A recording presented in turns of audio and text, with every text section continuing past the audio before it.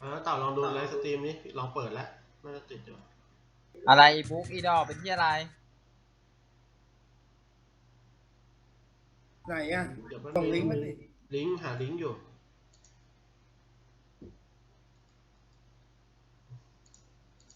ลิงก์เดิมเมื่อคืนอยู่ปะเดี๋ยวหากันลิงก์เดิมเมื่อคืนเมื่อวานนั่งดูไอ้ก๊อฟเล่นก็โง่เหมือนเดิมเนาะวันไหนเมื่อคืนแหละดูไลฟ์สตรีมไอ้ก๊อฟ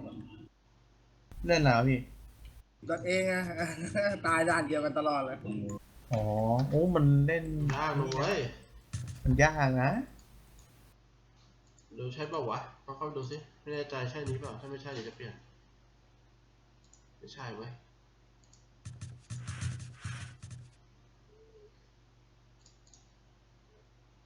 ไอ้ด่านนั้นเป็นด่านพิเศษเนี่ยมันยากหน่อยนึงมันมีกิจกรรมมาใหม่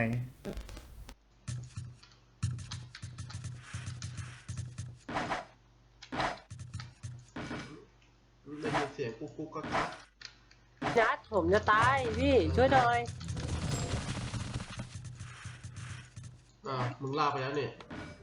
ตายเดี๋ยวคืนนี้เดี๋ยวให้กูโฮลิคอร์สก่อนติงโดนล่มนะบอกพี่ได้ประชุมหน่อยดิมึงมีใบชุบไหมชุบสิพี่กดคูณอยู่ให้มึงมีใบชุบไหมผมไม่มีอยู่กับไนท์อ่ะไม่มีกูก็ไม่มีอ่ะเดี๋ยววิ่งไปเนี่ยตรงเนี้ย3 ตัวเลย4 ตัวเลยพี่ก๊อฟทางขวาเนี่ยวิ่งออกมา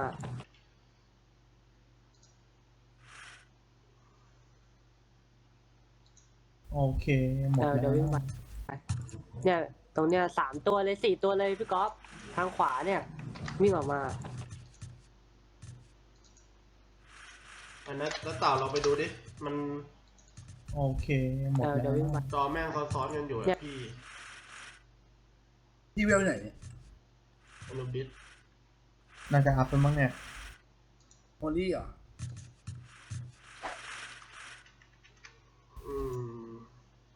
พี่เข้าอะไรของพี่อ่ะอยู่ที่ไหนเนี่ยหน้าจอพี่ไม่ได้อยู่อนุบิสนี่ไงไม่อยู่แล้วอ่ะเปิดไปแล้วเป็นดีเลย์นิดนึงเมื่อกี้พี่สับจอมันทำจอไม่ได้พี่เอาแบบแคปเจอร์อ่ะถ้าเอาแบบเกมเอาไม่ได้มันทำไม่ได้กูเลยต้องทำแคปเจอร์หน้าจอริมเอาอย่างนี้พี่บางเกมมันดีแท็กไม่เจอไงใช่ดีแท็กไม่เจอจริงเดี๋ยวเปลี่ยนใหม่เปลี่ยนแคปเจอร์ด้านอีกด้านหนึ่งเนี่ยอัพยังพี่อุ้ยอัพอะไรอ่ะตั้งเยอะต้อง10 เปอร์โอเคก๊อฟอย่างนี้ครูโฮลี่ใส่พวกหนีดำไม่ดีกว่าเหรอวะโอ้พี่เดี๋ยวเจอหอกมาโฟบก4แล้วเฟี้ยวแล้วรู้แล้วนะจมตีล่ะแล้วเต่าดูในสตรีมนี่จะเดโวให้ดูว่าเร็วไหมหอกเพียวๆ180บวก4ไทเดน150แล้วเต่าดูดิเดโวเร็วไหมมีสิทธิ์ป้าว่ะชื่ออย่างเท่อะป้าดีนะไม่มีอะไรสวรรค์ทุกอย่างผมคุ้นอยู่ไทเดนนะใช้ไทเดนนะแรงสุดแล้วไทเด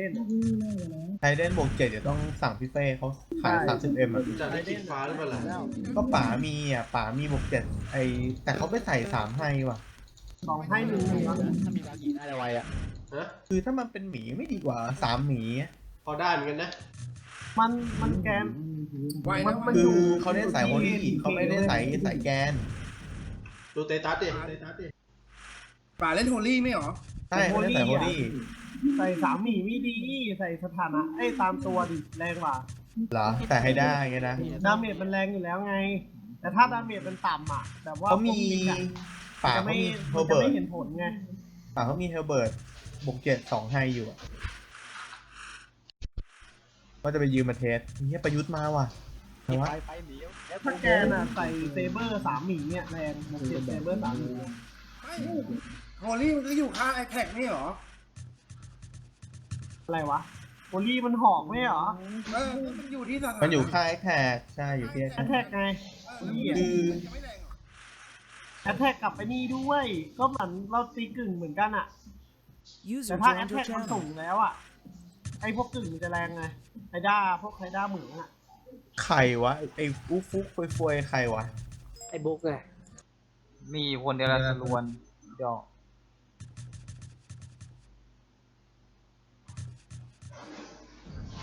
ไอ้เคสนี่คงหัวร้อน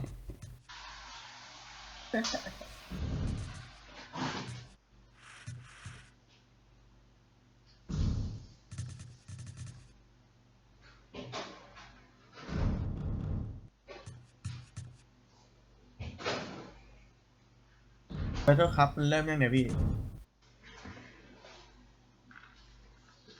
ว่ะมันเริ่มไปแล้วมั้ง6 โมงเนี่ยมันสามารถเข้าช้าได้1 ชั่วโมง มันจะไปสุ่มทีมเจอกับใครอ่ะ ก็เจอกับในเอเชียเรานี่แหละตะวันออกเฉียงใต้เหมือนกันนี่แหละ ถ้าชนะได้อะไรได้เป็นที่มันบอกว่าได้แชมป์มาเนี่ยนะ ได้แชมป์มาก็ได้เป็นจะได้พอยต์อ่ะถ้ามี Battle Pass ก็ได้พอยต์ Battle Pass ด้วยแล้วก็ได้ถ้าได้แชมป์ก็ได้ติดสเตตัสอ่ะ แล้วพีทใครวะอีกคนหนึ่งอ่ะที่ยืนข้างๆกันอ่ะ ไม่รู้มาเก็บเวลอยู่เหมือนกันแฟนตาซีเนี่ย ขอเบอร์หน่อยดิพี่ อย่าจันเต่านั่งบวกยับเลยว่ะ สงสัยดูเด็กป .6 แล้วมีอารมณ์อะ จันเต่านี่เน้นป .6 แล้วอ่ะเดี๋ยวนี้เจอป .6 เข้าไปทีเดียว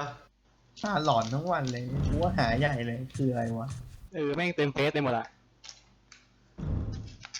เยอะตอนแรกนึกว่ามีคลิปเดียวเห็นแล้วคลิปนึงไอ้เก่งเมื่อคืนเก่งบอกมีอยู่ 7-8 ชุด ของจริงว่ะแต่เก่งของจริงว่ะ มันเก่าแล้วไม่ใช่เหรอ โอ้โหไม่เก่าได้ไงอ่ะถ่ายยังไม่ชัดเลยเหี้ยไอ้เหี้ยกล้องแม่งสมัยแบบไอ้นี่แน่เลยอ่ะแอมเบียนต์อ่ะไอ้เหี้ย ลำโพง7-8 ตัวข้างห ไม่ ลังอะ ของพี่เดโวขึ้นกี่สายเนี่ย มีเอ้ยมันก็ไม่เกี่ยวกับการล่าอยู่แล้วนี่หว่า เดี๋ยวขึ้นสิบสายอะตอนนี้สายเดียวอ่ะบอกเลยเนี่ย เฮ้ยอย่าไปเป็น2 สายแล้วพี่เป็นสาย2พี่ อันนี้2 สายอ่ะดิวันนี้ขอ2 สายเพราะอ่ะ เอาเนี่ยเสกตัววิตัวจบแล้ว อืม แล้วบาทอ่ะปล่อยมัน ตาควายแล้ว วิจะเดโวได้เปล่าวิมัน99ได้นะ10 เวลอ่ะไม่ได้นะเว้ย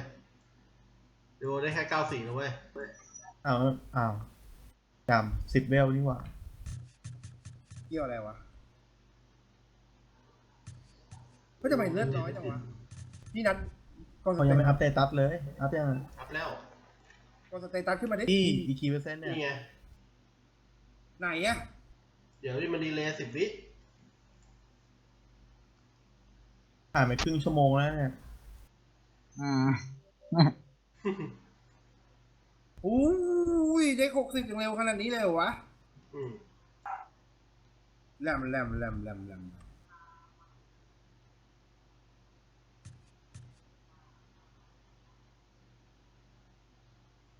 ไม่ถือว่าเร็วนะจริงๆก็ไม่ถือว่าเร็วนะ นี่ไงตัวพี่กิม อยู่ชั้น5เลยพี่ก๊อฟ เร็วดิ เหรอ พี่นัทเร็วดิอย่างเงี้ยถือว่าเร็วแล้ว เดี๋ยวเนี่ยเหรอนี่ขนาดคือไม่ได้มีซับใช่ไหม A B ไม่ใช่ ไม่มีซับ ไม่มีบากี้นะ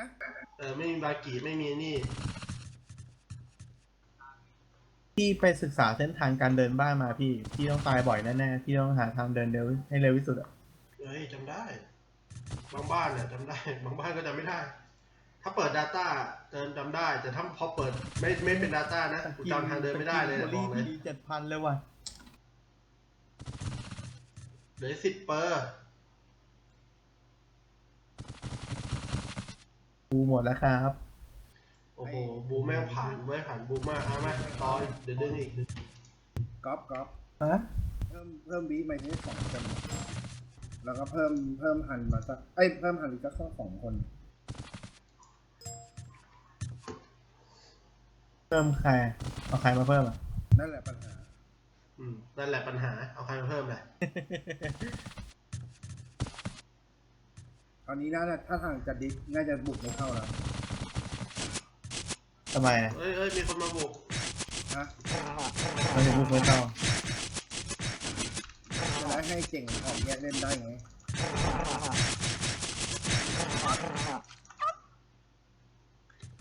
ครั้งที่แล้วเจอมองเขาปวดไง ไม่เข้าใจแบบจังหวะที่เส เสกสมมติเสกฉีกลงไปจะมาแลนเห็นไหม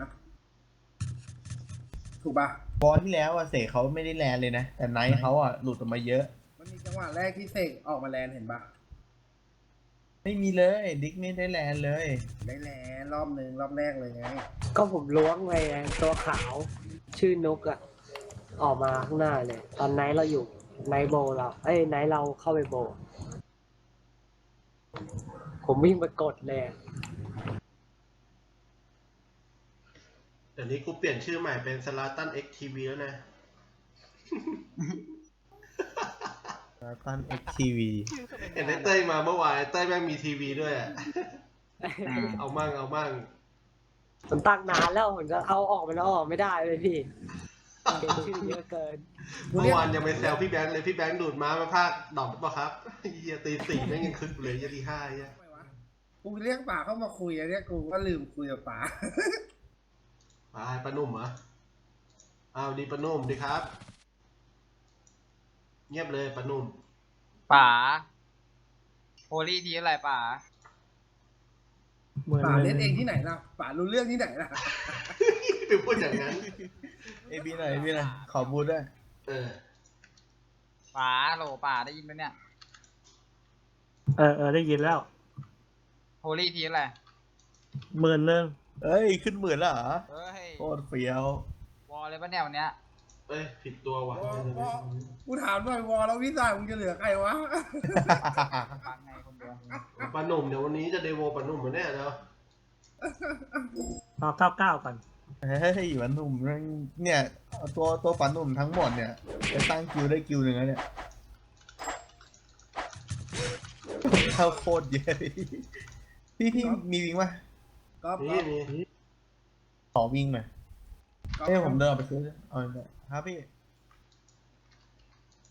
ว่า เติมเงินที่บัตรไอ้นุ่นนี่เติมเข้าอะไรอ่ะ ไม่คุ้มเติมบัตรเจนุ่น